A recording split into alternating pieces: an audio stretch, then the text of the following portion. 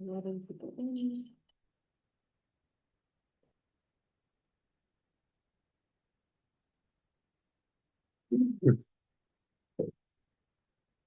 I have my last jumping.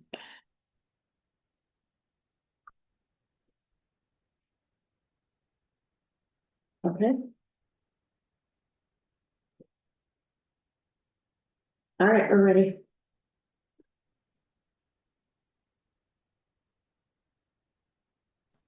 We're good? Yeah. Okay, I'd like to call the meeting to order. We all rise for the pledge of allegiance.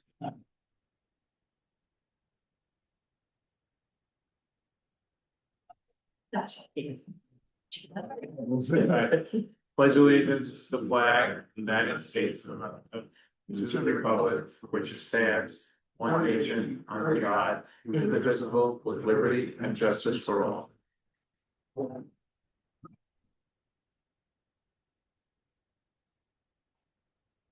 We have a public meeting tonight. Basically, it's a chapter 220-13 amendment requiring sand fencing for all oceanfront properties pursuant to village guidelines and technical specifications. We have to do a Seaport negative declaration resolution and adoption resolution. We're basically tonight just going to be introducing what we're looking to do. We're not planning on closing the hearing because we are interested in getting any comments from any residents if they have any. But basically what we're looking to do is we'd like to emulate a law that Quogue has that requires sand fencing on the beach. It basically has done a great job for the people who did it, providing the growth of dunes. One of the neighbors just came in and said he's got massive amounts of growth from, doing it. And did he go too high? And we said, no, there's really no too high to go. It's going to protect the village the best we can. And most people are voluntarily doing it. And we hope people continue to voluntarily do it. Right now, October, November is the time for them to install it. We're more than happy to help anybody who needs assistance with technical specifications and anything else. So we have a proposed law. I still think we need to iron out a few issues in it to move it forward.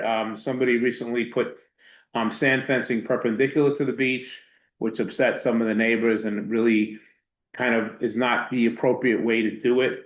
But a code does not necessarily say you can't put sand fencing perpendicular to the beach. For instance, sand fencing should be parallel to the beach. So I'd really like to just open up the meeting for the hearing to anybody who's here or anybody on Zoom who would like to comment about it today. Just make a motion to open the hearing. Can we have a motion to open the hearing? Motion. Second. All those in favor? Aye. Anybody here who would like to share anything about sand fencing? Yeah, I want to say something. Okay. What is the difference between the Quogue law and the DOC? And the what? The DOC. Oh, DOS, I'm sorry. Well, I'm not sure what. Well, but there's two laws, right? Or there are two laws? No, I said Quogue Quogue and and the DOC, I'm not sure who the deal. the Department of State. I don't think Department of State has anything on sand fencing. It's a village law that's requiring all the residents of Quogue to have sand fencing. And then They don't have their own, No, there's no statewide No, laws that no have to be state. passed by the local municipality in order. So Quogue's had this in place for about 20 years, I think, Right. something like that. And so we use that as a blueprint to kind of just emulate it as to what we're looking to do. But I think, we have a draft, but I think it still needs a little bit more work. And so again, this doesn't mimic Quogue, or it is Quogue? Yeah, it does mimic Quogue. It does mimic Quogue, but that doesn't mean we have to, just because we're using them as a reference and a starting point, doesn't mean we have to be exactly the same as them, because every village is a little different. Okay, so this came out of that. Yeah, we based the draft on Quogue's local law. I think what the mayor is saying is that he wants this local law to be reviewed not only by the Board of Trustees, but also by members of the Right, public. correct. See if there can be any enhancements to it. I think one particular item was, as the mayor pointed out, the way in which sand fencing is oriented. We want to make sure that the code provides for the correct orientation, so it's done properly and has the maximum effect in terms of sand retention. And this will all just make the beach more, resilient to hopefully any storms, and anybody who's done it has, had extremely positive effects. However, not sure why everybody has not done it. I don't know if they just don't know about it. They've been lazy about it. They just don't follow communication. So, like I said, we're making it mandatory. I mean, if I had my druthers, I would have liked to have had it mandatory for this season. However, I'm hoping that everybody will voluntarily do it. And I hope everybody, before the law is passed, and I hope everybody will just do it, voluntarily, once the law is passed also. So we don't have to, necessarily, force somebody to do it. But it would be similar to a situation where your neighbor, didn't mow their lawn, or your neighbor had junk on their property and they got notices and they remove it, and then the village would come in and have a contractor do it for them. So Should we remind everyone we have these specs from the Army Corps? Engineers, they signed off on the specs, right? yes, we have the specs. They'll be available. We're just still working on getting some definitive guidance in terms of the placement, where people should be placing it. Some people do have like multiple roles. There's a lot of different things that have gone on in the village. I mean, nothing that I'm saying is really negative, but we want to just try to have it more, uniform going forward. Arlene, can you speak to? You have to please introduce, say who you are, what your address is, if you don't mind. Sandra 836. That's fine. Doomer. Okay. Can you speak to, you said someone did a perpendicular, it makes sense to do a parallel with the ocean, but what happens when you do it perpendicular? I don't know the answer to that. It's something that came about in the last month. After we were working on proposing this and submitted it, I got a call from a couple residents complaining about a situation. I also got a call from somebody from the state saying they had some concerns about what somebody did. So it wasn't necessarily even a thought process that we should tell people not to do it. But once somebody did it that way, we want to just look into it and say, maybe that's not appropriate. And we didn't find the restrictions saying they couldn't do it that way. So that's why, as we're doing this law, we might want to incorporate that part into it. Digging deeper into that. I'm always digging deeper into things that, we have or don't have, to just try to make things overall better for the, the community today and the future. Is there anybody who's got their hand up? Okay, can we have a motion to adjourn the meeting? Second. Okay, so if anybody else, has any questions, comments in the future, again, we'll reopen this on the next meeting. Please feel free to send it in, give us your ideas, suggestions, and we'll also remind everybody else through an email. Is there anything that a person that's gonna do it this year have to know or know? Well, they should follow the specs that we have the specs that Gina and Howard mentioned from the Army Corps of Engineers in terms of, the actual snow fencing, and also preferably, they should only be wooden stakes, preferably 8 feet.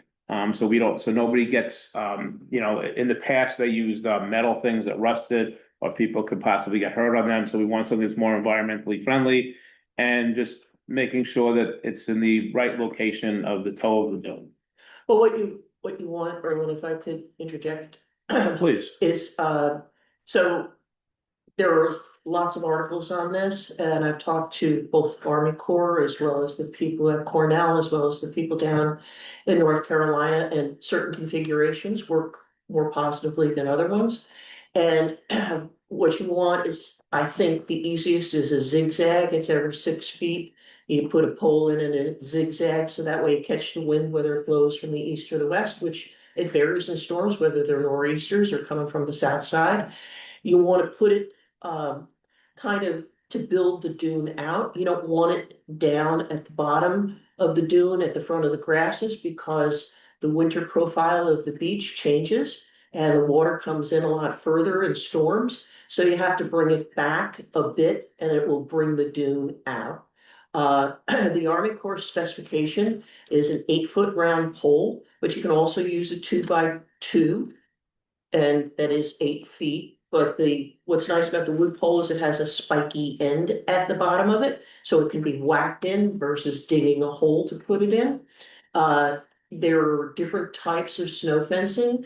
Some are a little bit more thin than others, and some are made out of redwood and some are made out of natural wood. Recommend just from a look standpoint, what I've always done, which is the natural wood, because it isn't much of a cost differential. And it's best if you obviously leave a pathway for you to get to the beach. So you'll want to have something that's wide enough for you to walk through and probably pull one like a baby tote carriage or something through. It's kind of friendly. And, I think it's something that, it's relatively easy to do. I worked with Robin and we're gonna send out a letter early next week, or we'll send out a letter early next week. We've, gotten bids from several contractors, so if you would like to do it, we can have it done for you to the proper spec and make sure that it's all done nicely. And we can get it done, before the winter winds in, November. But what we'd like you to do is, instead of piecemeal, it would be great if everybody complied with this. Let Robin and Centora know that you're interested. We'll send out something to you early next week. And that way we can kind of bundle up all the installations, get a crew down here, bring in all the fencing and the poles and just run down the beach. It just makes it a little bit more efficient for the work people. The price that we got, and this was confirmed by Charlotte and myself, is $850 for the better spec that we're describing in the zigzag for a 50-foot property. And then whatever the extrapolation is of that, if you have a 75 or 100-foot property, you'd be billed individually from the contractor, and we can get it done for you. So we're trying to make it as turnkey and easy for people and, answer some of these questions, but you're certainly welcome to do it on your own. And if you need more help or more information, just feel free to contact me at Gina at westhamptondudes.gov. How many people do we have that are ready to go and do this? You mean To start to dig holes and, contractors? contracts. We have enough, But what's enough? well, they can put on enough of a crew if we want to do like 50 houses. And who is this one person? Well, we talked to Victorian Fence, we talked to Roberto Roque, who did some of the work for the village. I know Charlotte, you spoke to somebody else too. We spoke to someone that's a little more local, in Hampton Bays. Right. Yeah, so we have several He basically different, built the land. everybody's coming in at about the same price. I think it would be, I think you need someone who's got a big staff. well, no, you need, What if 30 people want to have? we can do that. We should have, Yeah. appreciate everybody's input. I think we'll post the specs on the website. And again, the best thing is if anybody needs help, just email Gina, email Robin, or copy Robin and email Gina, and we'll be happy to help you facilitate this and provide a list of possible people you can use if you don't have your own person. Brian, we had talked about seeing how many people already have the sand fencing up. Is that something that we've? Gene and I are working on, so. So we'll get an idea of, would you say half have already, what would you say?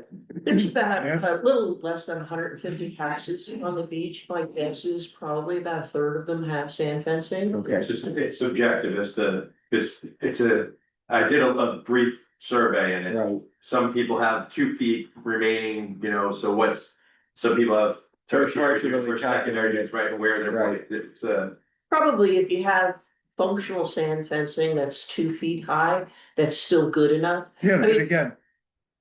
Okay, Gary, what? To hit again, you mean, to do it again. Well, I think that, I if you've think got more 2 like a feet, that's foot. fine, so next year you can put it in. I a mean, lot of people did it last year. yeah, if you did it like ours we did last year, we put in a new thing and probably buried about a foot, so we probably got three plus feet still left. So I think, we're gonna be reasonable about this. We just want to do something that's effective and, keep rolling the dew. It's not a big deal. The objective is to grow the dunes. Okay. So it's okay if I move forward. So anyway, I already went over my first item, which was sand fencing on the ocean side. The Cupsog construction began last month, right after Labor Day. They're rebuilding the pavilion. They finished putting the pilings in last week, and now they're gonna start building. So they expect to be open for this season going forward with new bathrooms, a new restaurant, new facilities. It should be really nice. And one of the things they're doing, and maybe this is the way it was in the past, but the actual structure and everything is gonna be about 8 feet higher than it was before, and basically the same level as where when you go up the steps or the ramps and you're starting to go to the beach, so kind of the restaurant will be opening up to that boardwalk area instead of the temporary space, and it'll probably be really nice when they do the music there. So kind of excited about that. The village recently applied for a grant for the South Shore Estuary Reserve Fund. It was a $1.5 million grant. There were, that was the total grant. That wasn't the amount for the village. There were about 18 people that applied for the grant, 3 in Nassau County, 15 in Suffolk County. Out of that, they awarded it to 8 different entities. We were not one of the successful bidders. However, the good news is they did get a grant for a couple $100,000 to do some marsh restoration in Cupsog, which will benefit the village. Just coincidentally, my daughter, Sarah Cavelli, bid on this for the town of Oyster Bay, and she was successful for the town of Oyster Bay, and they did get $250,000 of this. Another $800,000, a big percentage of the grant that was being offered went to Stony Brook to study eelgrass. We did have a debrief with the state on our bid, and we did come in the top half of the bottom half of people that didn't get the bids. And part of the points we lost was the fact that we are not a disadvantaged community. So we lose some points right away in any bid with the state based upon the socioeconomic situation in our community here. But they felt that we did a very good job. And we can now use a lot of the work that we did for this for other bids and opportunities. And it was a good learning experience. And they're trying to come up with some other solutions of things that will help us with resiliency for our coastline on both the bay and the ocean. So I just wanted to update everybody on that. There is another bid we have pending that's involving the vid, and that we maybe will hear back from the state, different department, in November, hopefully. Another thing that I'm looking to do is, as I pay a lot of property taxes, both residential and commercial, a lot of municipalities make it very easy, and we can pay our taxes online, basically, through an ACH or a credit card. Although the credit card, they do charge you a percentage, but the ACH is probably a couple of dollars. It's very nominal. It's a lot cheaper than our residents almost sending postage, or some of our residents send it certified mail, some of our residents FedEx it, and some of our residents even spent money to wire transfer. So for next year, I'm gonna have a system set up with a company that basically the other municipalities use to allow our residents to pay their taxes online. And they don't have to worry about, they can pay it at the 11th hour if they have to, they won't have to get penalized.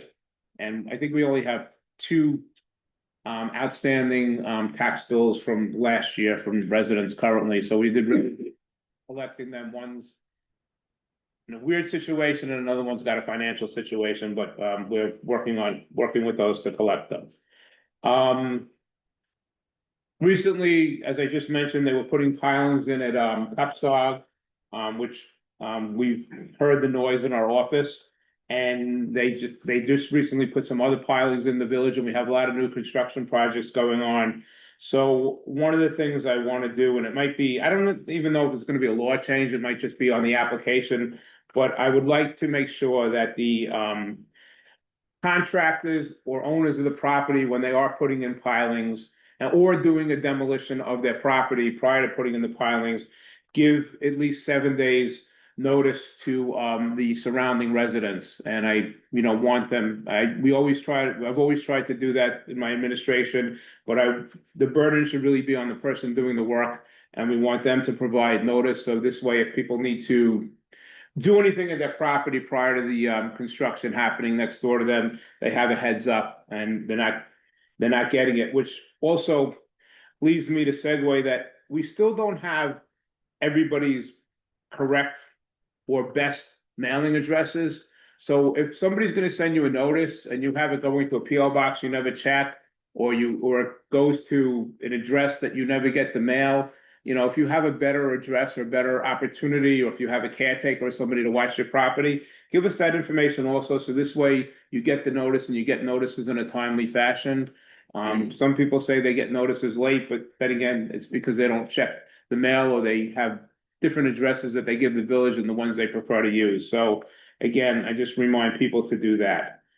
Another change to the code that we're looking to do, and we'll probably have a public hearing on it next month, is, and Brian is going to speak about this a little bit more, but we have, you know, noise ordinances for construction on the weekends and times of day.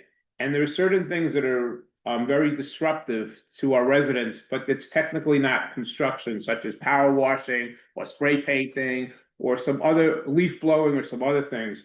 So we're going to amend the law that basically talks about disruptive noise, not just construction. So this way, you know, if Brian asks somebody to shut it down, he doesn't get into an argument with them. Well, it's not construction. I'm, you know, cleaning off the leaves, or I'm power washing, and that's not construction. So we're going to just, again, clarify our code to mitigate those types of things in the future. Due to some scheduling conflicts with some of our board members, we have to change the next board meeting from Thursday the 13th to Friday the 14th in November. I apologize for this, and I'm hoping that we don't have to keep changing meetings, but we also want to make sure we have a quorum, and a quorum that's physically here. So we will be changing the next board meeting to November 14th. We just got, we signed the contract with Cablevision last year, in extending their franchise agreement for 10 years. And when I checked the bank account Monday morning, I saw that we got the $5,000 from them as promised for the PEG grant, which will allow us to add some additional audio visual equipment to enhance the meetings, make it a little bit better for people here or people elsewhere, although hopefully the Zoom is coming in clear and everybody's happy with that. One last thing I want to mention, working with the zoning board as we're doing building reviews and having code reviews and an architectural review, in terms of making sure that the applications are correct and they don't need variances, we've come across a couple of ambiguities and things in the code that don't make sense. I mean, the code was originally, I think, also taken from other villages, and there are a few things that are overlapping or contrary. So we're working with some of the people on the zoning board and stuff as we're finding these errors to amend and fix those codes going forward. Again, trying to make things more clearer and efficient for anybody putting an application in the future. That's pretty much the end of my report from this perspective. We're still waiting for the auditors to come in and work on the audit. They sent us a bill, so I guess they're moving forward. I know Liz provided them everything that they've required, but she's waiting to schedule a in-person meeting so they can randomly look at whatever they want and move that process forward. I know that the Beach Bay Committee had their, I think, second meeting last month, and I think Trustee Mulhern wants to give an update as to how that meeting went and what's going on with that committee. You know, there's just a couple of issues. We talked, and the committee agrees that the sand fencing that's being proposed in the open hearing is a good idea to build the beach. Mayor requested that we begin a planning process for an emergency breach plan aiming to strengthen the short-term resilience in response to a storm. And then we also had a discussion about greening up the bayside properties. We're not going to have sand fencing back there because it's not as effective.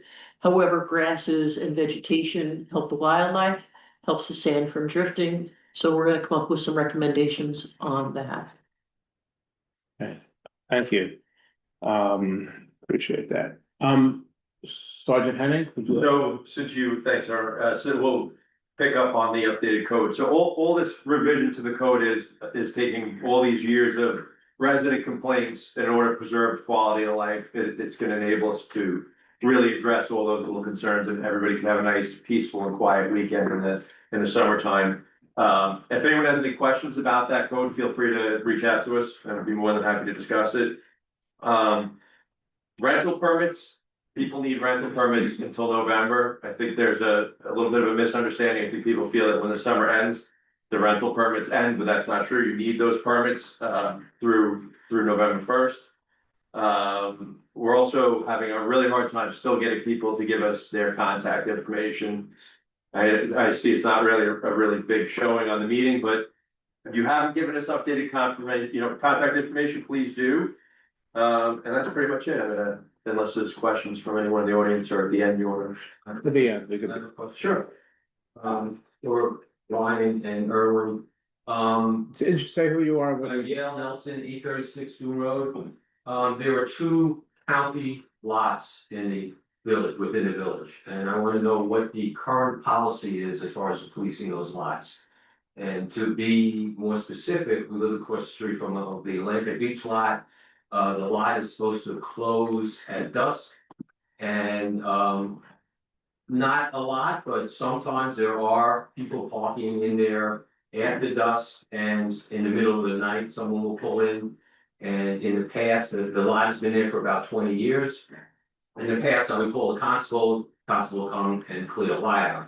So I just want to know if that policy is still in effect or has that changed? Let me speak to one thing. So I'm working with, and we're both working with the county. They're supposed to be providing us with gates. So we'll be able to close it at dark. So that will definitely help with a lot of, some of the other issues you're referring to are taking place. It's not something that's our fault. We're discussing this with the county government because there needs to be some things that are hashed out in writing to give you like a firm answer. So unless Erwin wants to give a different answer to that.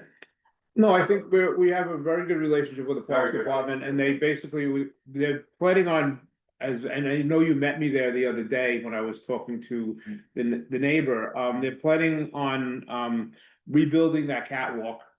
And also they're planning on putting gates at the Atlantic Beach park, so this way people won't be parking there at night, because the neighbor to the east of it, had reached out to me and was complaining about people putting stuff in his garbage and hanging out there and smoking. So the county said that as the season ends and if you notice, they put new fences in, they painted the fences, they've been fixing it up. They told us they were gonna put gates there, so that's the plan, so that should keep people out of there after hours. If there's a violation of a law that takes place anywhere within the geographic boundaries of our village, we have authority to act within it. So The issue is, there's a separate issue that I know what you're referring to, and I'd be more than happy to talk to you about that. okay, so, all right, okay.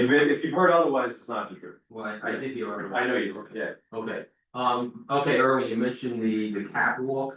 Okay, do you know what they're gonna be doing with that? No, I just know that they're repairing it and moving the steps and stuff like that, but it's. Okay, but as I told you, that walkway is our right of way.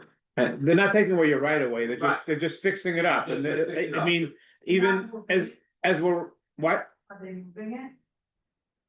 I don't think so. Well, it is, Well, will that- always be our right of way, we'll always be walking on. See, if they are planning on moving it, that is something that they. I don't think they're planning on moving it. Would you have another resident who would like it moved? But I don't think they're planning on moving it. Right, right. I mean, and also, That resident bought his house with that walkway there. okay, But again, if it's gonna be moved, that's gonna be a problem, because again, we actually built that walkway. And it's our right of way, so it really. It's all of 836, there's It 6 really, homes it really cannot be that moved. belong, that have the. So egress. but it's not, right, but I'll be more than happy to help you. I don't have jurisdiction over it. Yeah, So again, it's county property. It could be, it is I'm not saying it's not your right of way, but it's the county.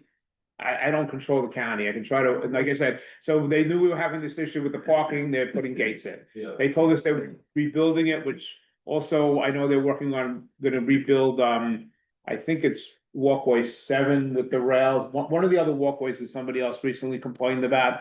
They said they would be fixing up for us after the season, probably putting new rails on and stuff like that, because now it's their quiet time and they were gonna be doing some more improvements in the village.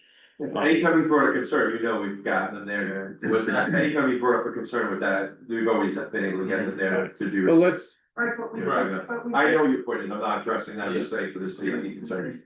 There was a visitor last week there Right. was something in the lot Oh. and nobody, and we were told that you guys can't. Would you wanna tell me who said that? Would you mind if would you mind if, since this is something you can discuss with Brian, would you Sure. mind? I don't think Absolutely. everybody, if I can move the meeting forward, and then you guys can Absolutely. talk to Brian about it, if you're here, or anybody is welcome to call Brian about any issues. Did You know, anyone have any other in the questions? future. Okay, I forgot to mention when we were talking about the sand fencing, that I did get a couple of emails from some of the residents that were very positive about us doing it and saying thank you, and I got nothing negative, so happy to hear that. Okay, we'd like to go through the resolutions now. Gary, you wanna start? Resolutions approving each of the claim vouchers submitted for audit and approval by the Board of Trustees. Second, All those in favor? resolution waiving the reading of and approving the minutes of September 2025 Board of Trustees meeting. Second? Favor? Is that unanimous? Yes. Resolution authorizing the village to contract with CSG Forte on online tax payments via ACH or credit cards at no cost to the village, subject to attorney review. Second, all those in favor? Resolution to schedule, Okay. oh, I'm sorry. Sorry. Resolution to schedule a public hearing for November 14, 2025, to amend chapter 280 to include disruptive noise on weekends from power washers, spray painters, leaf blowers, and other equipment. Do we have a second? Second. All those in favor? That's. Number 5, Gary. It's right at the bottom right there. Oh, I'm sorry. Resolution to authorize the mayor and or other village officers to attend a relevant training sessions. Second. I just want clarification on village officials. What is that? Your one. Well, What's considered a village official? So anybody who's on a board, anyone does any who's- anybody who's on a board also, or, you know, Or an whether employee it could be of the John, village. yes. Got it. Great, thank you. How you wanna read number 6? Sure. Ratified that Mayor Erwin Krasnow and Chairman of the Board of Assessment Review, Robin Laisman Espler, attended the New York State Department of State Hofstra Law School zoning for municipalities on behalf of the village at a cost of $65 per person, for a total cost of $130. A second, Second. all those in favor?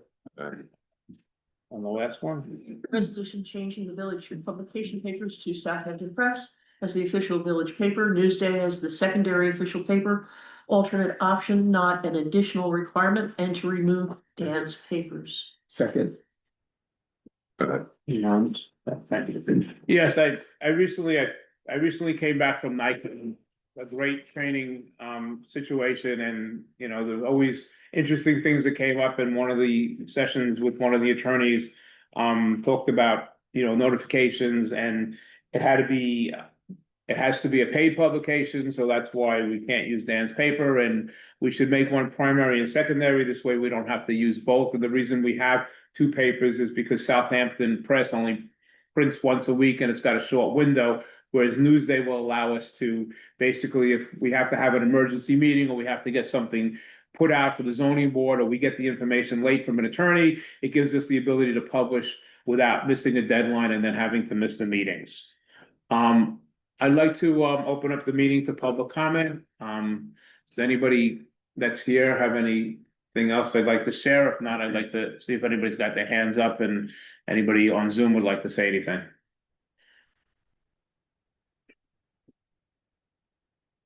Going once. Nobody? Bueller, okay.